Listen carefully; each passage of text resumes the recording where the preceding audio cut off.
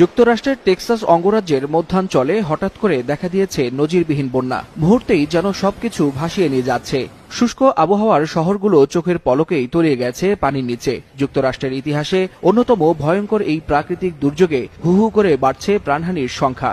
এখনও নিখোঁজ রয়েছে বহু মানুষ।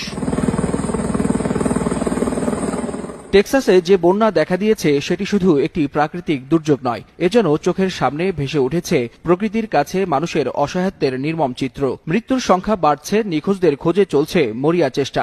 সবচেয়ে ক্ষতিগ্রস্ত এলাকার মধ্যে রয়েছে কের কাউন্টি। শুধু এখানেই মৃত্যু হয়েছে শিশুসহ ৬৮ জনের।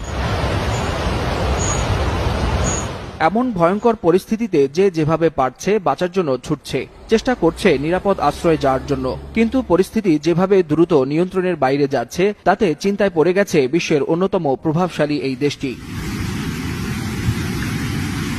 মার্কিন প্রেসিডেন্ট ডোনাল্ড ট্রাম্প এই দুর্যোগকে অভিহিত করেছেন ভয়াবহ এবং মর্মান্তিক বলে। সাংবাদিকদের মুখোমুখি হয়ে তিনি বলেন, আমরা এখনো জানি না কতজন মারা গেছে, তবে মনে হচ্ছে অসংখ্য তরুণ প্রাণ হারিয়েছে। আমরা গভর্নরের সাথে সমন্বয় করছি, এটা একটা ভয়াবহ ব্যাপার।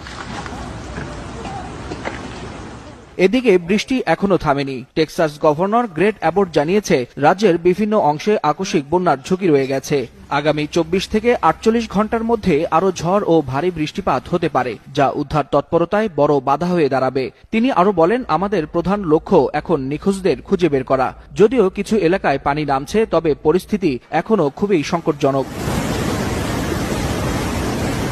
প্রাকৃতিক দুর্যোগ বরাবরই মানুষের অসহায়ত্বের চিত্র স্পষ্ট করে দেয়। টেক্সাসের মাটি যেন সেই বাস্তবতার প্রতিচ্ছবি। প্রতিটি নিখোঁজের অপেক্ষায় এখন প্রহর গুনছে এক একটি পরিবার। ওয়ালিউল হাসানাত, যুগান্তর নিউজ।